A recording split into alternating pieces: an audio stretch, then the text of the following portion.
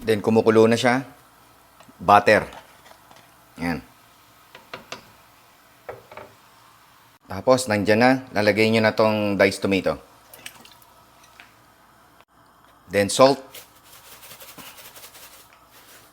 White pepper. Then basil. Saka yung capers. Tapos yung Italian parsley, saka yung parsley na curly.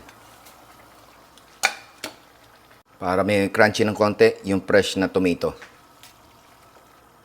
Then yung chicken na pinride ko kanina, balik nyo lang doon. There you have it. Chicken piccata. Lagyan nyo na ng garnish sa ibabaw ng basil.